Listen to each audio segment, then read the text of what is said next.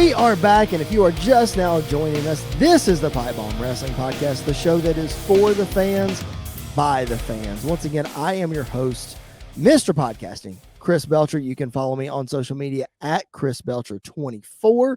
The show is at PBW Podcast every Monday and Thursday, soon to be changing, but we'll talk about that later, at 6:30 p.m. Eastern on SportsWire Radio. And if you want to check out our archives, they're available anywhere you find your audio podcast, as well as on YouTube. So make sure you hit that subscribe button. Give us that review. We really, really appreciate it. Of course, again, I am joined by the indie darling, the man who is really going to take over this discussion and really give us some insight, because we are going AEW All Out. Of course, I am talking about Andy York, the host of the Shandy Show, whom I could not do this AEW section without. I'm just being honest. So you had to have the positive reinforcement for the show. That's it. That's what we have to do, because you provide the positive, I provide the negative. We'll meet somewhere in the middle. Yeah. No, if you, I mean, I'm wearing an AEW t-shirt. Like, I'm not a total hater, but I am definitely not like the big fan. But anyway, that's beside the point. We also have another special guest joining us for this All Out preview. Ladies and gentlemen, he is a writer and a contributor for bodyslam.net. He is a fellow Full Sail alumni, graduate of the Dan Patrick School of Sportscasting. So we always got to help out our fellow Full Sail alumni. Ladies and gentlemen, Mr. Trent Osborne has joined us on the podcast. First time guest. Welcome to the show, man. Thanks for having me, man. When you sent me the text, I was more than happy to come on and talk to you guys about All Out. Speaking of All Out, number one, you're wearing your Chicago gear there. Oh, yep. I made sure to wear the one Cubs jersey. I'm not a Cubs fan, but I made sure to wear my Cubs jersey just for the occasion. Oh, that's great. And talking to you, man, this is really the first time that we've got to interact on a professional level. In talking to you, another reason that I wanted to bring you on, especially so quickly, is you will be in Chicago this weekend for All Out, which has got to be just, and it's going to be an awesome experience. It really is. The atmosphere that we've seen at all these AEW shows have been insane, but none compared to Chicago shows. Absolutely. I've been fortunate enough living down here in Orlando to go to a fair share of AEW shows, especially in the pandemic era. We were able to get tickets because I'm from Indiana, so my friends and I were going to be staying at my place, driving up to Chicago for the show. We got our tickets on the pre-sale, and we were able to get floor tickets basically for about $100 a pop. Those tickets resell for well over $1,000 now. So we lucked out. I would argue that you might need to just hit the resale market and just watch it from the comfort of your own home. I'd be lying to you if I said I wasn't considering that.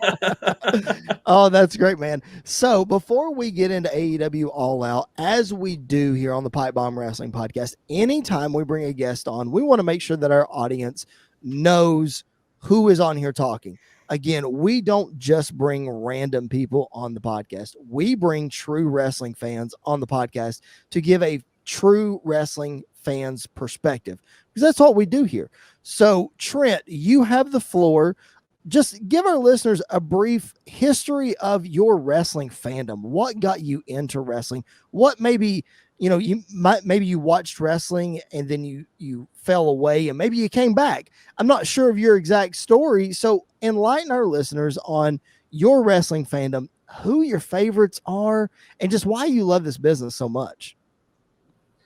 Well, I'm kind of a weird case in today's kind of era of wrestling, since I've always watched wrestling since as long as I can remember. There's not a moment where I got into wrestling per se. I remember when I was a kid, I would play the Day of Reckoning games and WrestleMania XIX on the GameCube before I was watching, and then I started watching around 2005, 2006. Yeah. And I haven't stopped ever since then. I remember when I was a kid, my favorites were Christian Cage, AJ Styles, John Cena, Shawn Michaels, and then over time, CM Punk, very topical. He became one of my favorites when I was introduced to him in 2006 when he showed up in ECW, and over time it's evolved. I kind of watch everything now. I don't miss an episode of AEW Dynamite. I watch WWE when I can now. I have stayed up for more New Japan wrestling shows at 4 a.m. than I would like to admit. I love everything about it. I think the pageantry, the sports aspect of it, the entertainment aspect of it. I think it's the most diverse form of entertainment that we have as a society. I know it's a super analytical way to look at guys in underwear rolling around with each other, but I love everything about it, man. I always have. It's like guys that are fighting for belts to hold their pants up and they're not wearing pants. Yeah, Yep. all the stuff. But It's great. Oh, absolutely, and that's awesome. And you started watching in my favorite era of wrestling. I'm the old guy here in the crew, so I started watching. I tell people I started watching when I came out of the womb. So I remember specifically seeing on my television blonde flat top surfer Sting in 92, 93. You've got Ric Flair in his prime and all this, all this other stuff. But the Ruthless Aggression era is my favorite era because Shawn Michaels is my all-time favorite, and he made that big, incredible comeback during that era. So, I mean, you're speaking my language. That's all I got to say. So Trent is, again, I'm going to flash the social media up here. If you're watching on YouTube, follow him at Trent Osborne FS on Twitter, and make sure you check out all of his work on bodyslam.net, which we can get into a little bit later if you would like. But make sure you check out, he did a great article. The one that got me hooked, the article you did, it was just a couple of days ago that I saw it. The article about why WWE should basically open the checkbook for Adam Cole. They can't afford to lose Adam Cole. Again, a very topical conversation because Adam Cole's contract is up. He could debut at this show that we're getting ready to talk about. Just quickly, Andy and I have speculated a lot on that. What's your thoughts on that? What's the percentage you think Adam Cole shows up at All Out? All Out, I don't think it's super likely about All Out, especially with the news that my buddy Cass over here, the editor at bodyslam.net, reporting that Bryan Danielson is going to show up at All Out. I don't know the likelihood of them debuting two huge names at the show. I mean, I'm going to be there. I wouldn't be mad at all if they did. But I think Cole. I think the best bet, if he is going to AEW, is that he shows up at Arthur Ashe in New York on the 22nd of September.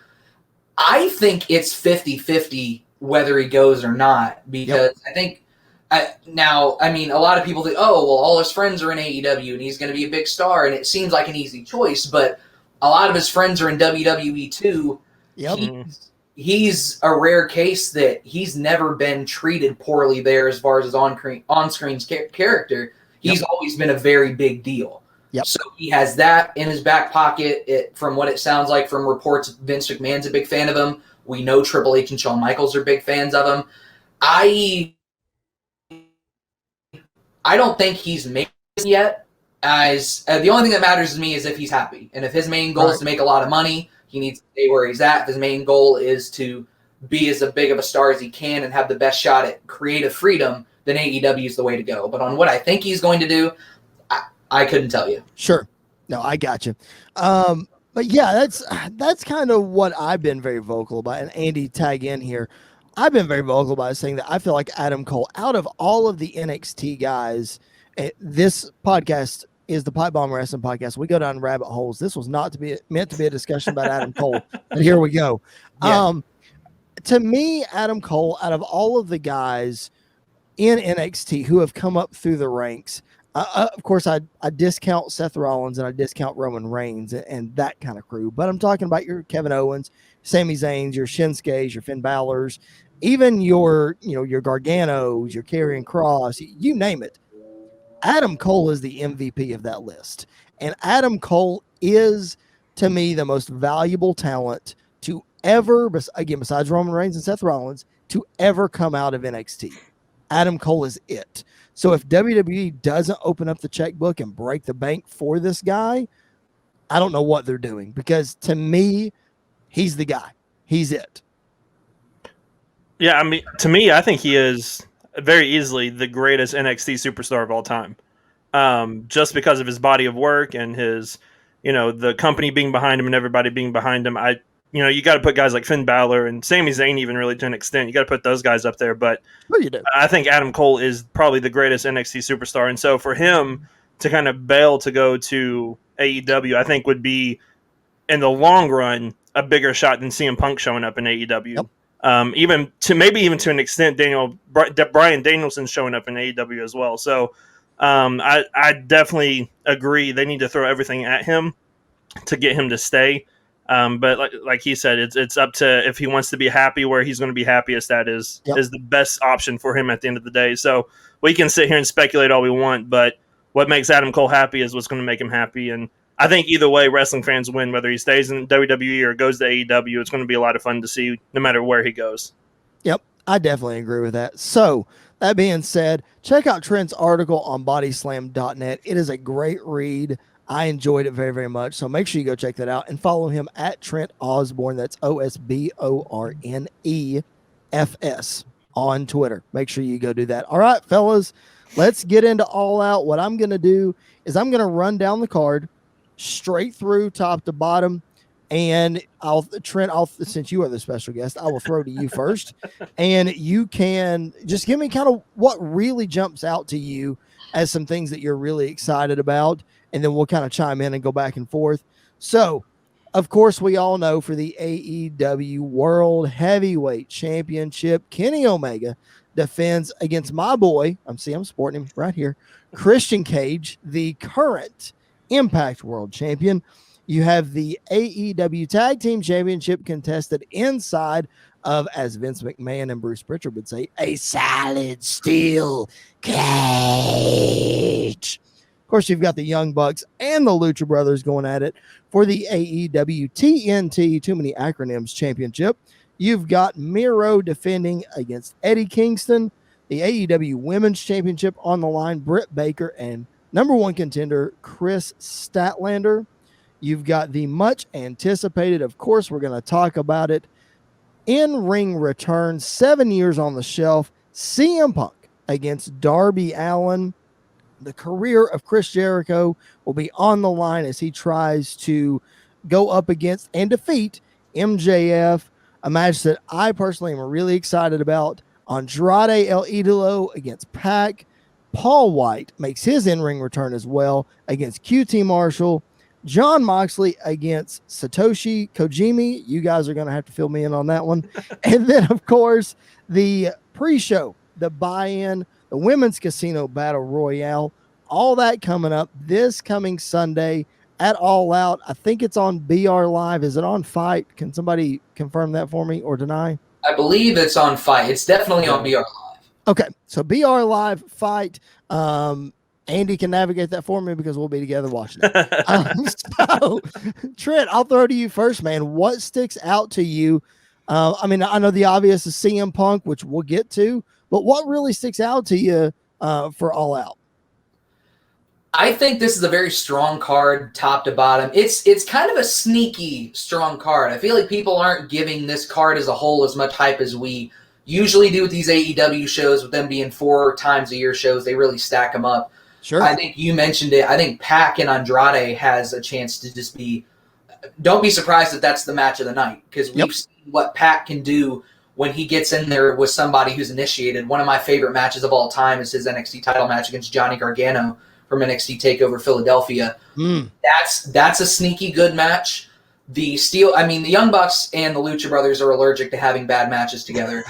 And it's just the amount of things that could happen in the steel cage match, they terrify me, but it's also equally as exciting. How insane the 4 of them are. Yep. A match, me personally, and I'm like you, Christian Cage is one of my favorite wrestlers of all time. I was fortunate enough to be in the crowd when he came out and announced his signing. I was a little disappointed when I heard his theme start. I looked at my friend. I said, "That's his TNA theme," and I went crazy. And everybody else was like, "Who is this?" I was very disappointed. Right. I'm excited because their match on Rampage for the Impact title was so good. Yeah. I think to myself, what are they holding back for the pay-per-view? Sure. I wouldn't be surprised if that's one of the best matches on the card, and I'm glad that Christian is still showing that even in his advanced age, that he can go with somebody like a Kenny Omega. Can you guys still see me? I see I'm getting a phone call from somebody. Nope, you're good. No, you're on here. You're good. Yeah, I'm with you, man. Your comment about being allergic to bad matches, I think that applies to Kenny Omega to some extent as well. I mean, I'm not the biggest Kenny Omega fan, but I know a good match when I watch it, and the majority of his main event matches are just really, really good. So you throw a guy in there like Christian Cage, who he takes the Edge philosophy that Edge has said, I can't do all the things that I used to be able to do, but I know how to tell stories. And at this point in my career, I'm all about telling stories. Christian Cage can tell that story just about as good as anybody. So that match definitely, and we'll get into the meat and potatoes of that match here, I'm sure as well. Andy, throw some stuff at me. What are you looking forward to as far as All Out? Yeah, I mean, obviously, the top of the list for me is CM Punk, just to see what he's like again after 7 years. And like we talked about last week, I think this is a massive rub for Darby Allin too. Of like, they trust him with Sting, they're also trusting him with CM Punk at the same time. So it's really elevating him as like a company guy that they're really behind. Even though he more than likely will eat the pin, it's a loss that's not going to hurt him in the long run. And then I'm in a weird way, I'm actually looking forward to the women's battle royal at the beginning, because I have a feeling that we are going to see the debut of Ruby Soho right there in that spot because of her tease video she released, I think, yesterday. And so I'm very excited for that. I think she was one of the most misused female talent in WWE, and I'm very excited to see what she's going to do outside of that. Okay, let me ask you this then. She's doing all these vignettes, much like Moxley did, much like Malachi Black did. She's doing all these vignettes. Is the pre-show Battle Royal a big enough spot for her to debut? Or should it be bigger? Is that a big enough stage? I think it is, especially if they're going to show, especially if Bryan Danielson shows up later. I think the pre-show is a great way to get people, because you got to remember the pre-show is free, I believe, as well. So it's easy. Yes. You can get people to buy the pay-per-view now because Ruby Soho just debuted. So what's going to happen on the main card itself? So I can definitely see that. Plus, I mean, this isn't a dig, but their women's division isn't the strongest. And so I think the pre-show debut isn't, obviously I think she deserves a main show debut, but I think the pre-show debut isn't underneath her or below her. I think it would fit really well and really sell the rest of the card for them. Trent, you got anything to add to that? I think I agree with him 100%. I think we're going to see a lot of surprises in the Women's Battle Royal. I'm personally hoping that Maki Ito is going to make an appearance. I'm not sure with travel if that's going to be a possibility or not. I have a theory that I'm not sure. I think 100% Ruby Soho is showing up on this show. That's not a report. I don't have any insider info on that. That's just a gut feeling she's going to show up. But I would not be surprised if the Joker, the final entrant in the Battle Royal, is a returning Anna Jay. I think Anna Jay is going to be returning at this show, in this Battle Royal, whether it's at some point or at the end, I'm not sure. But I could definitely see Ruby Soho maybe coming out and assisting Statlanders getting beaten down after the match with Britt Baker, and we get that stare down with Britt with the title and Ruby as the next challenger setting up for Full Gear, which is only 2 months away. That's not a long way to build for that. I think she's going to show up. I'm not 100% sure if it's going to be in the Battle Royal, and I think that makes it even more exciting. Mm-hmm. See, I agree with that. I would put her in that position, confronting Britt Baker maybe. Again, Andy, like you said, it all depends on what they do with Brian, how that all works out. Another guy that I want to throw out here that I'm reading through this card, and Trent, I'm agreeing with you. Like, this is a very underrated, so to speak, card for AEW, if you can say that. Guys, where's Malachi Black on this card? He's the hottest guy coming out as a free agent in AEW. Why is he not wrestling in a match? I think what I think is most likely going to happen with Malachi Black is that Cody is going to make his big return on Wednesday. On Wednesday or Friday, most likely Wednesday. They have more time to flesh that out there. And they're going to set out the match for All Out. I would be shocked if Malachi Black did not have a match on this card, especially with, they had him destroy Cody Rhodes. Yep. He beat Cody Rhodes like a redheaded stepchild. It was ridiculous. I was in the crowd. The crowd was on their feet. It's rare when I see a wrestling crowd just off a match like that. get on their feet, because I saw him hit the Black Mass or whatever they're calling it. I don't know if I've heard the new name for it yet. I don't think I have either. And we're only 5 minutes into this match, and I was like, oh, okay, that's cool. And then he pinned him, and then everybody's like, okay. So it's obvious they have big plans for Malachi. What I'm hoping is that maybe they build Malachi to be Hangman Page's first challenger post a Full Gear for a title match, maybe on a big Dynamite, or maybe they push that off to Revolution. But I see they obviously have huge plans for Malachi, and they want to treat him like a big star. If he's not on the All Out card, it seems like a missed opportunity, to say the least, to me. Yep, I definitely think so. Andy, what's your take on that? Yeah, I definitely think he's definitely gonna be on the show in some aspect. Whether it's in a match, whether it's in a post-match angle with something, he's definitely going to appear. I think it would be a shame for him not to have a full-on match here, even if it's another 5-minute squash match against Cody, just to kind of put him down for good and build him up even more, which I highly doubt that's going to happen. I think they'll have a proper match this time. But I still think, I agree, it's ridiculous. It would be ridiculous if he didn't have a match on this card, because it's too big of a show. He's too big of a star for them. And so I definitely, if QT Marshall has a match on the show, Malachi Black needs to have a match on the show. Well, Andy, I've said it to you numerous times, and Trent, you brought it up earlier. They only have 4 of these. Don't waste it. You know what I mean? And I said it to you. Why are they putting Cody and Malachi Black on Dynamite? Why are they not saving it for All Out? And Trent, you brought up a good point. Maybe they're still going to do it. We just don't know yet. There's only 4 of them, so don't waste them. Trent, let me ask you about Jon Moxley's opponent. Is it Satoshi Kojima? Can you please? Yeah, okay. Can you please fill me in on why this match is happening for the non-New Japan fan in me? Please educate me on this. So the story on Dynamite has been that Jon Moxley sent out a list of blank contracts to New Japan wrestlers and was waiting for somebody to sign them and send them back. The only one on screen who did was Satoshi Kojima. The real reason why is because what was slated to happen was Jon Moxley versus Hiroshi Tanahashi, which I'm bummed. I'm not going to see Hiroshi Tanahashi wrestle. Sure. But something happened with that. We're not exactly sure, but they're holding off on that. Reports are that is still a match they have planned. Maybe Tanahashi winning the United States Championship is what pushed that off, but this is kind of a last-second audible. Kojima at this stage in his career is definitely, he's a Japanese wrestling legend, former IWGP heavyweight champion, one half of one of the greatest Japanese tag teams of all time. He's definitely somebody that to the casual New Japan fan, you probably won't know much about him, but Kojima can still go. Even at this advanced stage of his life, he can still go. And I'm excited to see what Kojima and Jon Moxley on a big stage like this, because both of those guys are going to try and show out. Kojima on Twitter has been over the moon about all the English-speaking fans he has following him on Twitter. He's very excited about this match. I know Moxley, being a student of the game, he's super up for it. It's going to be weird, but I'm really excited to see what these guys can do in the ring. Well, I'm educated. I don't know about all of our listeners, but I'm educated and I know what's going on now. Andy, what do you think of this concept? We haven't talked about this on the show yet.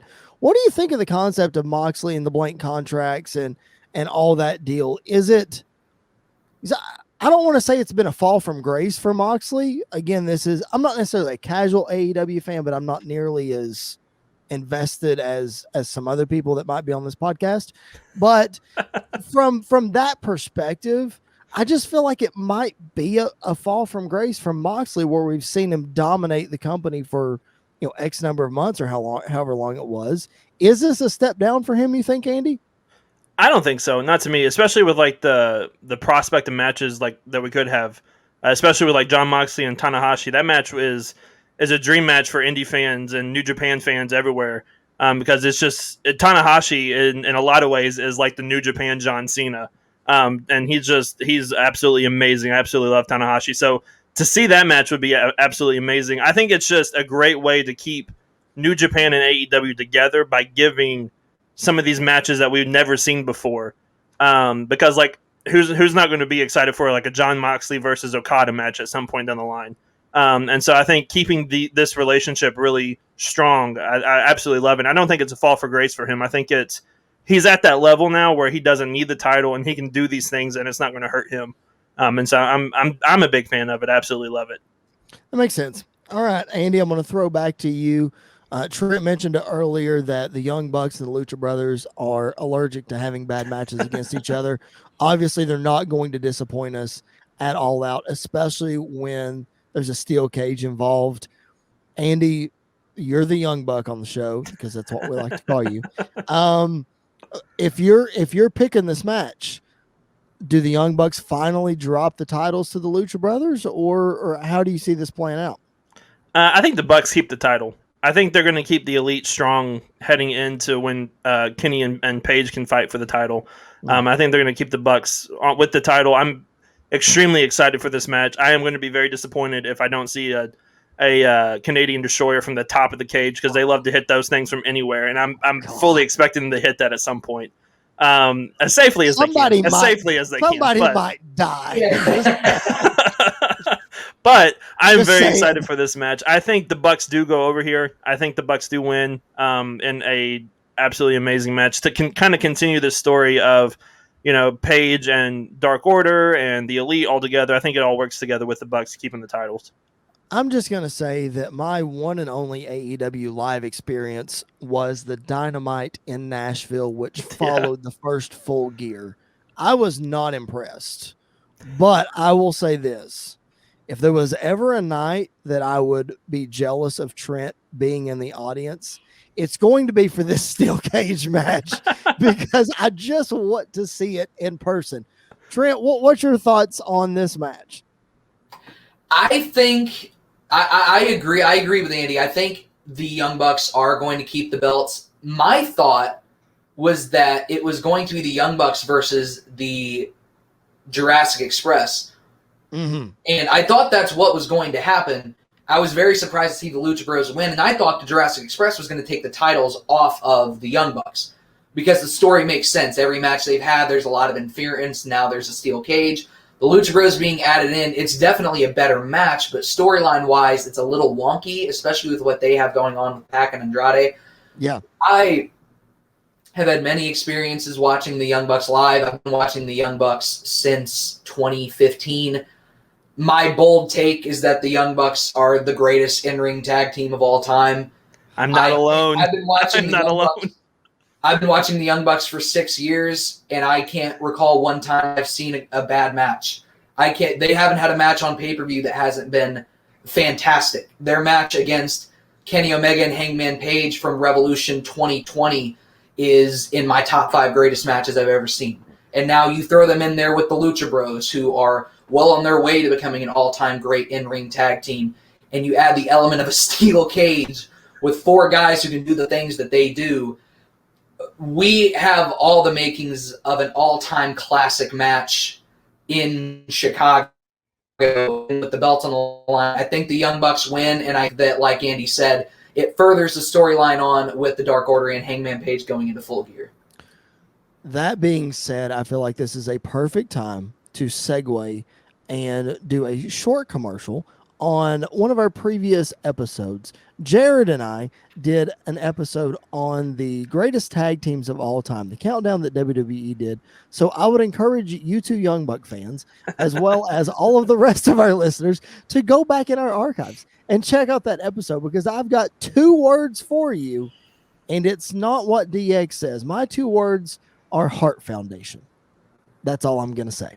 Anyway, let's move on. Trent, I want to get your quick thoughts here on, because everybody who listens to this podcast knows how big a fan of Chris Jericho that Andy and I are. We just are, and we've talked about this MJF feud to death, really. I want to get your quick thoughts on this, especially the career stipulation for Chris Jericho. Where do you see this heading? Do you think he goes to commentary? Do you think it's just a break? Do you think he wins the match? I would be shocked. I would be shocked to see Chris Jericho lose in this match, especially when he's already lost to MJF 3 times. Sure. This match feels a little redundant to me. Not that I'm not excited to see it, because every time Jericho and MJF have gotten in the ring, I've been thoroughly enjoyed. A lot of people haven't been. I've liked every match they've had. And going back to one thing you said earlier is that when you're older in wrestling, if you can tell a story, you can wrestle for life. Yep. Well, one guy is 24, 25 years old, and he knows how to tell a story great, and that's MJF. That tells you how good that guy is. You put him in there with one of the 5 greatest wrestlers of all time, in my opinion, in Chris Jericho, it's going to be good every time. If they were going to do Jericho MJF at All Out the entire time, it would have made more sense to me to just have the Fifth Labor be at All Out. That's what I said. And have the stipulation be for the Fifth Labor, your career is on the line. Yep. I think that would have worked a lot. I do like the Jericho's getting desperate story, because I think it puts MJF over big time with how many times he's beaten him. And I don't think MJF looks bad in the slightest losing to Jericho right now. I think Jericho takes it. I'm hoping to see a great match out of these guys, but even if it's not the best, pure style wrestling match we see, they're going to tell a great story in there, and it's going to be a really entertaining time. All right, fellas, this is the moment that both of you guys have been waiting for.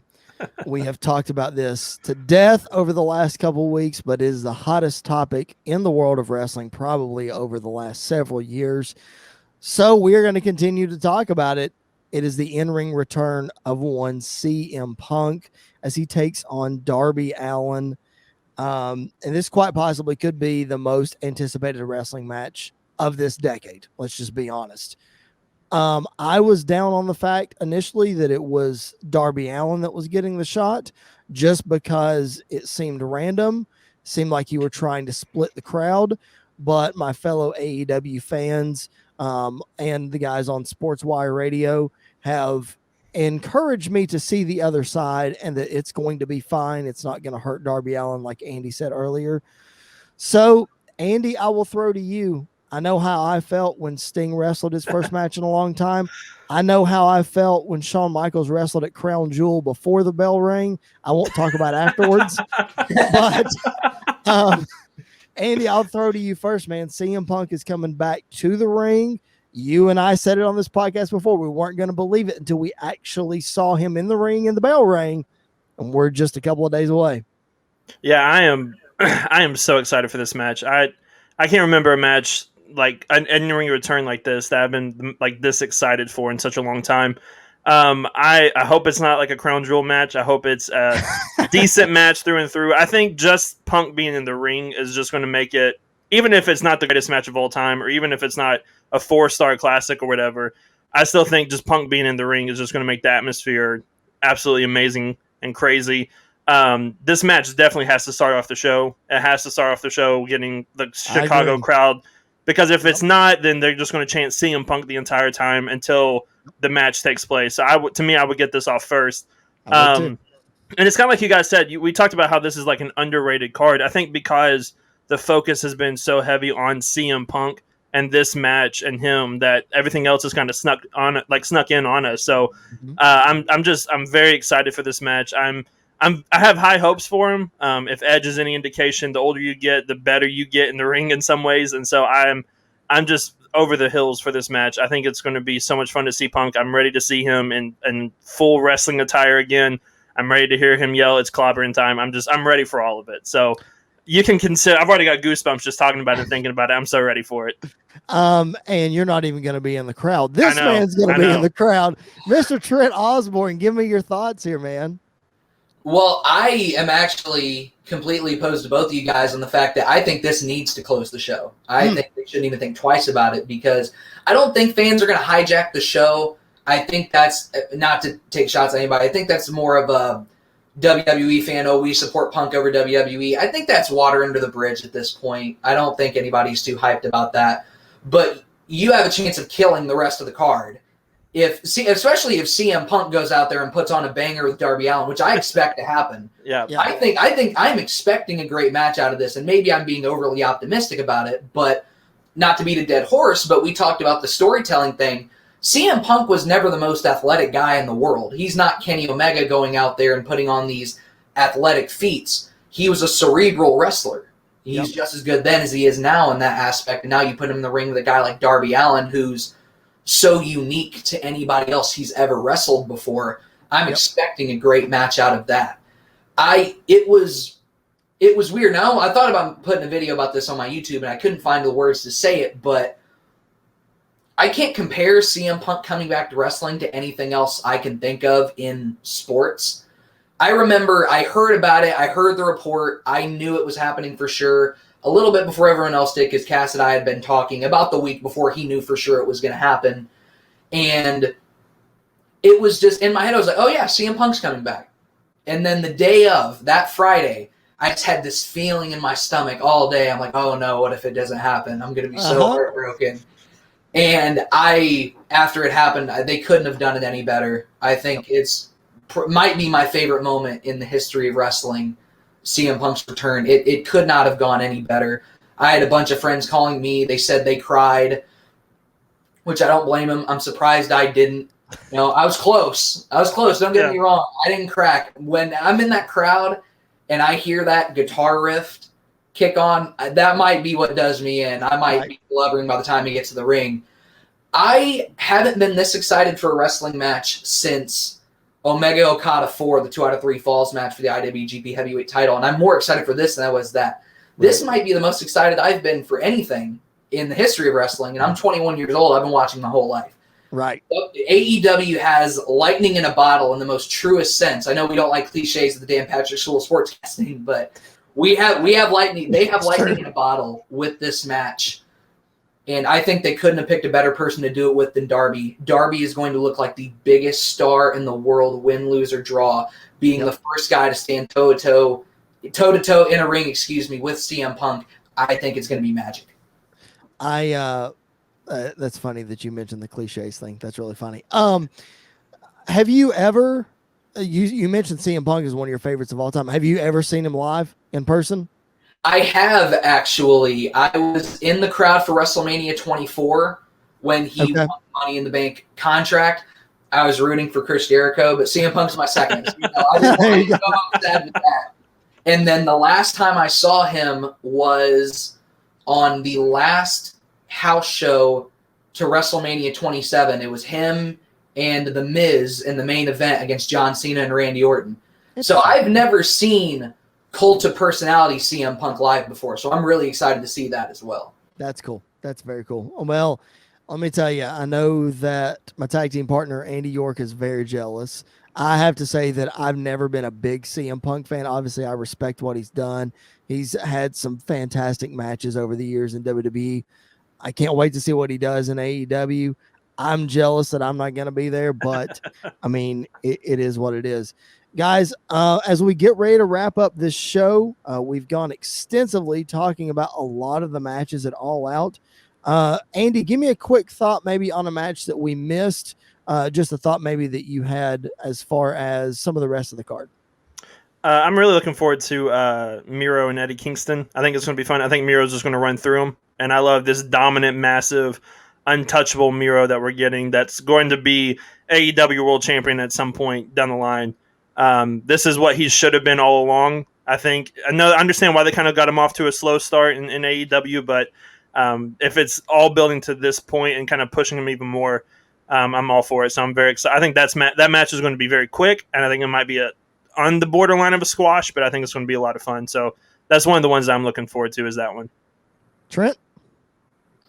This match isn't confirmed. I think we hit all the beats for all of the really great matches that we're going to see it All Out. I think the Women's Battle Royal is going to be a ton of fun, like we kind of covered earlier. One match that's not confirmed that I think could be a serious bright spot on the show is Ricky Starks versus Brian Cage for the FTW title. Oh. I'm a huge Ricky Starks fan. I have been since I watched the first episode of NWA Power, and he showed up. I'd never heard of him before, and I've been a big fan of his ever since.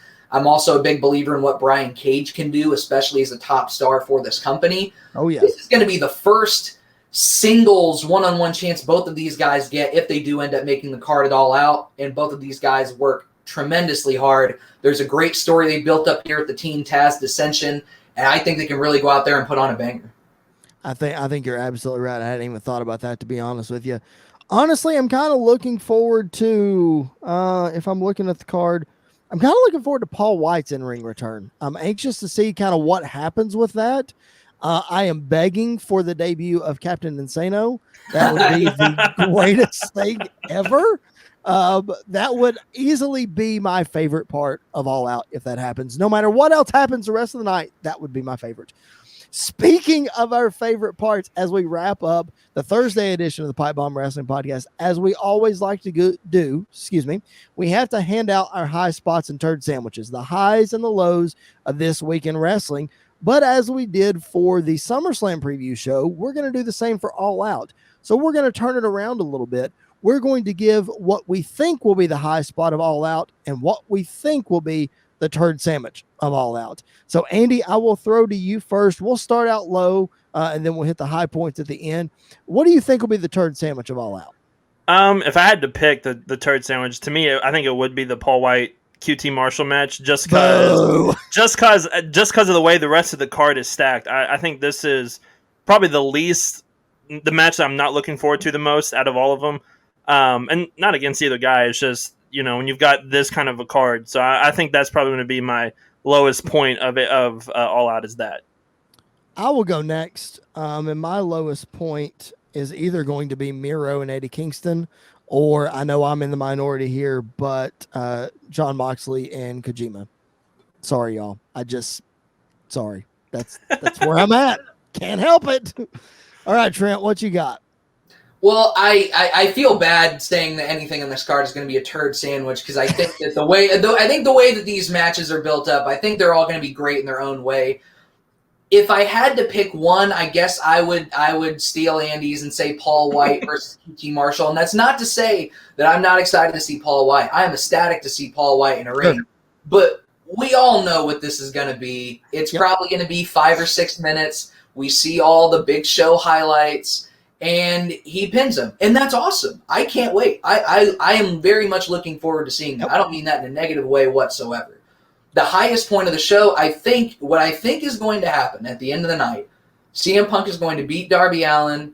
He is going to be making the go-home address that they do at most of these AEW shows. CM Punk's going to be talking to his hometown crowd.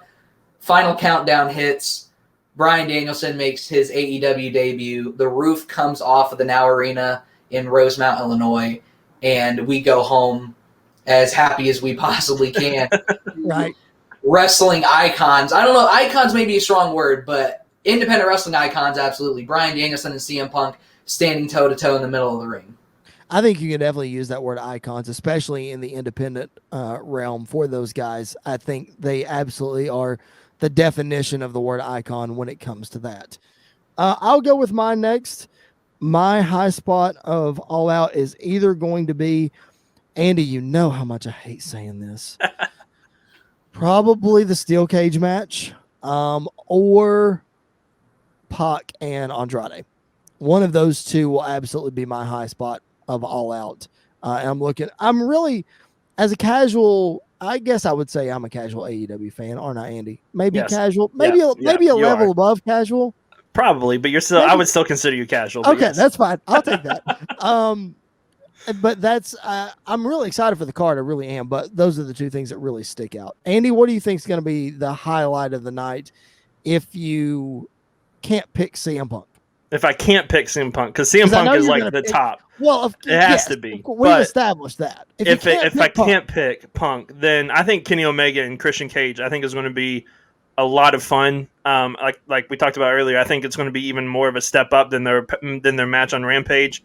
And I think both guys are just going to lay everything out. And I really am excited. I would love, and it kind of would step in front of Hangman Page, and I get that, but I would love for Kenny Omega to kind of win and then Bryan Danielson to come out then. Because exactly what Kenny Omega versus Bryan Danielson is just a match that I need to see in my lifetime and need to see it now. So I am very much for that. I think you can even still do Omega and Danielson at some point, even if it's not for the AEW title. I think you could build to that at some point, but I think that match is going to be really, really solid as well. Yep. I'm with you on that. Well, fellas, as we get ready to wrap up, of course, we want to thank our very special guest, Mr. Trent Osborne, correspondent of bodyslam.net. You can follow him at Trent Osborne FS on Twitter. Trent, plug your stuff, man. Where else can they find you and what you got coming up? Well, we have a lot of exciting stuff. Hopefully, if you follow me on Twitter, I'm going to have videos from in the arena and just over the weekend from Chicago. There's wrestling stuff all over the city. As you can imagine, it's the wrestling capital of the entire country, if not the world. There's going to be plenty of stuff I'm going to be covering over there. I cover news daily over on bodyslam.net, posting exclusives left, right, and center. If I can say this right, I apologize. We do have the scoops over at bodyslam.net. If you want to go follow us there, it is at bodyslamnet. And yeah, we're just fighting the good fight and pumping out as much content as we possibly can. That's awesome. And Andy, tell the world what is coming up this week on the Shandy Show. Yeah, so this week we're actually going to be covering the Shang-Chi movie that comes out this Thursday. Me and my beautiful wife are going to go see that Thursday night and then hopefully talk about it on Friday and get that out. So I'm very much looking forward to this. It's probably one of the most weirder Marvel movies since Guardians of the Galaxy. But if that movie is any indication, this movie is going to be fantastic. So I am looking forward to seeing that and talking about it this week. Make sure you follow him at The Shandy Show for all of your DC Marvel needs and everything in between. That show is available wherever you find your podcast and on YouTube. So make sure you hit that subscribe button for Andy. Make sure you hit that subscribe button for the Pipe Bomb Wrestling Podcast as well, wherever you find your podcast and on YouTube. But most importantly, above all, SportsWire Radio, sportnarium.com/player is where you can listen to us. Make sure that you tune in. Andy, I can't believe I've gone the whole show without plugging this. This coming Sunday, directly after All Out, make sure you call in 347-282-7735 for our live call-in show. Directly after All Out, we're going to cover all things at AEW, give you our immediate reactions, thoughts, and opinions. So you can check the show out, sportnarium.com/player, and then you can call in if you've got some feedback for us. Andy, we had a blast on the SummerSlam show. Mr. Mike Irwin called in. We broadcasted that live from Las Vegas. What a blast that was. So I expect nothing less for the rabid AEW fans that listen to SportsWire Radio. It's going to be a blast. Can't wait. Again, make sure you follow us at PBW Podcast. I am at Chris Belcher 24 on Facebook, Twitter, and Instagram. Trent, once again, man, thank you for hopping on. It was a blast. Can't wait to have you on again, brother. Hope you have fun. Yeah, absolutely. Thank you so much, man. I'll come on anytime. Just give me a holler. Absolutely. We will do it. And you be safe and have a blast in Chicago. Andy and I will watch it from the comfort of Nashville, Tennessee.